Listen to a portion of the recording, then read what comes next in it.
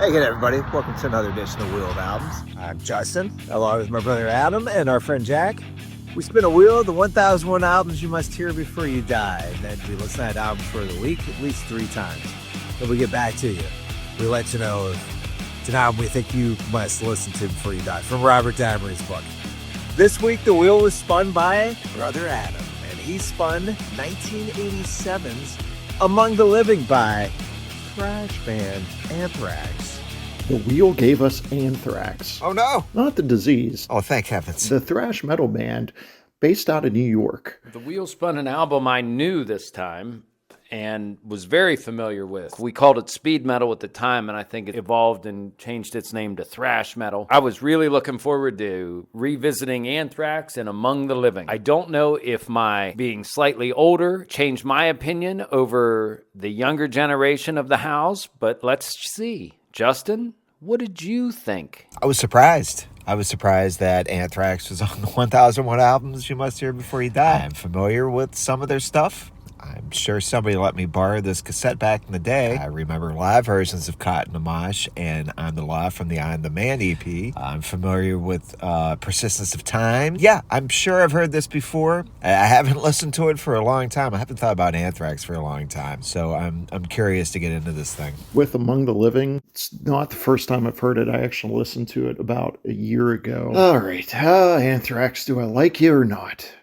I just don't know.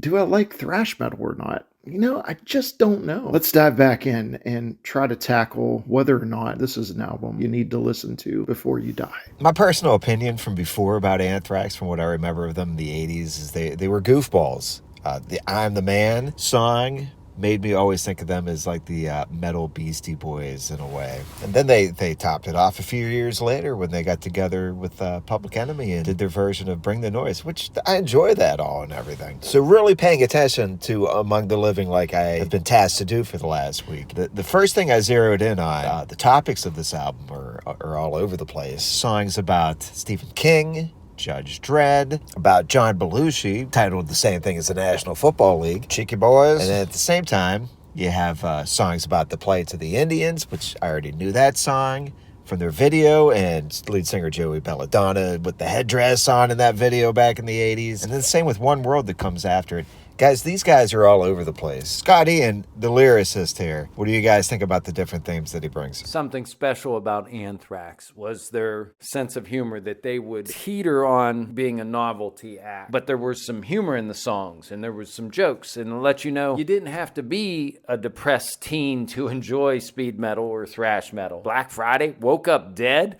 Those are all the Megadeth ones. Those kind of sad. Trapped Under Ice. There's some other things from Metallica. Leper Messiah. Come on. It makes you want to break things out of anger or sadness. Anthrax formula, you still wanted to break stuff, but it was because of the sheer fun of breaking stuff. Jack, all I can think of you saying that is Limp Bizkit now. A certain sly humor. And that's the magic of Anthrax. They're doing both. I don't think they suffer from topical personality crisis. I mean, they're kind of spastic and all over the place. And it takes a minute to understand what they're doing. I mean, they're from New York, but they record an album in the Bahamas. They wear bright-colored skater shorts. They're into the skating scene, but we're supposed to take them seriously as a metal band. They certainly kind of blazed their own path and did things other metal bands weren't doing. And maybe since they were so different, they weren't taken as serious musicians or as seriously as maybe Metallica and Megadeth. Speaking of Metallica and Megadeth, Adam, something I'd never heard before was the Big Four metal, and that is Metallica, Megadeth, Slayer, and Anthrax. Each brought something unique to the table, but together they created a sound that shaped thrash metal's past, present, and future. Thank you, AI. So I ask you both, do you believe Anthrax belongs to be in the Big Four of metal? Do you think their contributions hold up as much as those other 3 bands? I would say that Anthrax needs to remain in there because they lighten the load. They take the edge off. They bring you up. You're allowed to have a good time and still thrash.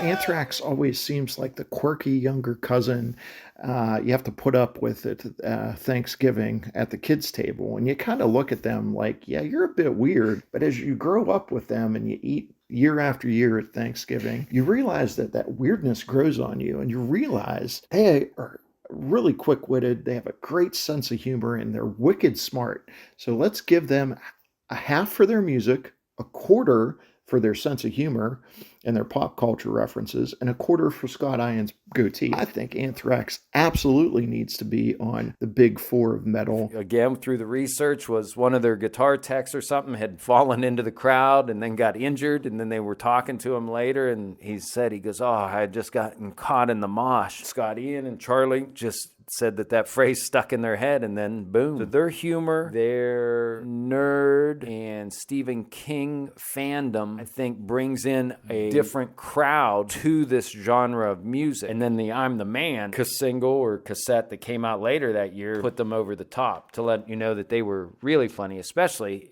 anybody that likes the movie Easy Money. And they sampling Easy Money and Beastie Boys in there and Sam Kinison. They were scratching all my itches. And see, Jack, that's where I was introduced to Anthrax, was whenever I'm the Man, the EP, or single, or whatever you want to call that thing was out. Had friends that would listen to that when you went to their house, just not people wearing T-shirts in junior high. Now I could put, the music to those T-shirts and everything. So then again, that's where I learned about Cotton Amash and I'm the Law, because there's live versions of that on I'm the Man. And then paying attention to MTV and seeing the Indians video. I'm sure I borrowed this cassette at some point because I remember NFL and the title track. And then Antisocial came out sometime after that. And then I know Adam and Scotty B both had Persistence of Time on CD. That's a really good album. I think that album shows Frank Bellows' bass playing better than it does here. So if we're to look at Among the Living, highlights, lowlights, what'd you like about it? What didn't you like about it? Let's start with the lowlights, Adam. So while I could do without the medley, track 8 and Imitation of Life, the last song, which is kind of funny. The first time I listened to the album, that was my favorite one. Not crazy about Skeletons in Their Closet and Imitation of Life. It seems like they almost ran out of steam on Imitation of Life. It has a good idea, and then it just doesn't pump you up nearly as much as Caught in the Mosh or Indians. A couple of things I don't like about Among the Living. Their lead guitar, Dan Spitz, if he's playing lead guitar, not a fan of the solo work. I wish there was better leads. I think Joey Belladonna is a mid to decent singer. He works in contrast to Scott Ian's hardcore shouts and responses that they do, but still don't think he's the strongest vocalist. And I'm going to use a term that Amy Howe, my wife, hated in television. We're going to switch gears now to the positive things I liked about this album. Most of the songs on here really are great and fun to listen to. I enjoyed them more with each listen. They probably all deserve to be on any 80s metal mixtape that you're putting together. Indians, Cotton Amash, NFL, the title track, they're all good stuff. Scott Ian and Charlie Benante are they're the meat and potatoes of this band. They chug along with the rhythm on all these songs. Without them, there is no Some Anthrax. of the highlights of the album for me, Among the Living, the song is great. It's a great way to start the album. I love the fact they use the idea of the stand, the walking dude, Randall Flagg for inspiration. It makes me want to go watch epic TV miniseries that they made with Gary Sinise in it. I also really love the little things that they do musically on the song Skeletons in the Closet. There's a lot of cool little solos that they throw into that. That's actually based on another Stephen King story about a Nazi in hiding called Apt Pupil. I Am the Law might be my favorite song from the entire album, inspired by the Judge Dredd comics. Indians in One World, they kind of start to show some political savvy to them. A lot of highlights instead of lowlights. Among the Living starts, and it's kind of just brings you in with a little creepy feel, and then with the now standard blast beats, breakdown, tempo changes, call and response. Anthrax had it all. Among the Living is good. Caught in the Mosh then turns it up a whole other notch. I Am the Law calls out to the Nerd Squad. Indians is top notch, and listen to it every day. It's a wonderful record. They're all highlights. Well, we take a look at our ratings for Among the Living. Jack gave it the highest score with a 7, one of his highest rated albums he's had, the top 5. I came in with a 6.333. Adam with a 6 for a final rating of 6.444. Our 3 favorite songs on this album: Indians, Cotton Amash, and Among the Living. We thought the medley scored the lowest for us with a score of 18, but still that's a pretty high score for a low-scoring song on an album. The album itself is dedicated to Cliff Burton, the late bassist from Metallica. From doing a little research, looked like they felt like Cliff was the heart of Metallica and the most grounded out of all the guys in Metallica. So they dedicated this album to him, which is pretty cool. Well, are you going to be able to escape the mosh, or should you get caught in a mosh before you die? My answer is yes, you should listen to Anthrax Among the Living before you die. It is endearing. It's not overly depressing. It does teach you a little bit about their version of what American Indians had suffered through. And then you got, obviously, the little Nicafessin, or NFL, where they put it backwards. They're clever. Anthrax Among the Living, yes.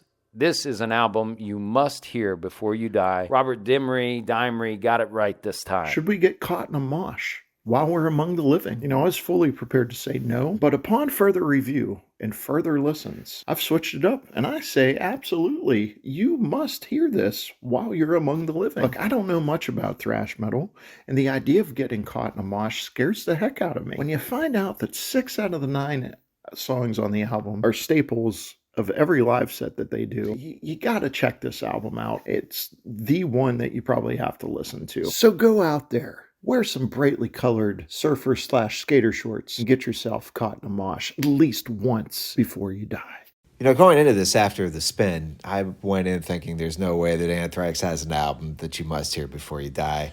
I was wrong. Going back and listening to this for a week was fun. I see their positives more than their negatives. It's not a perfect album, but it is, Jack said, a fun album to break things to. This is a good snapshot of the band at their peak, and I think it is an album you must hear before you die. Future me is shocked that past me thought differently. Jack, go ahead and spin that wheel for our final album, Season 2. And it's my turn to spin the wheel again. Hey, little girl, is your daddy home? Bruce Springsteen. A later album from Bruce Springsteen, The Rising. Hey, if you could, give us a follow if you're listening on Spotify. Comment if you'd like. Give us a rating. We appreciate all that stuff. On YouTube, subscribe. You can comment and like along there as well. We're wrapping up the season next week.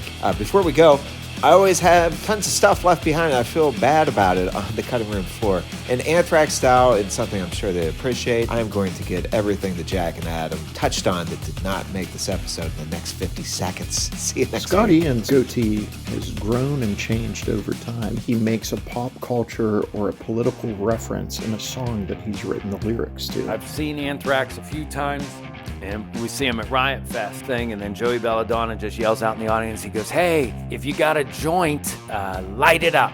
And in my mind, it went to that this has been just a 40-year scam by the federal government to bust the one guy that lit up his joint at Riot Fest. Joey, once the guy lit it up, he goes, there he is, bust him. And then the whole concert ended. Riot Fest itself was just part of this illusion. This album was also recorded in the Bahamas. Right next door to the house they were renting lived the great Robert Palmer. They should have done a thrash metal cover of Addicted to Love. Not because you were mad, but because you were having a good time. And that's the magic of Anthrax.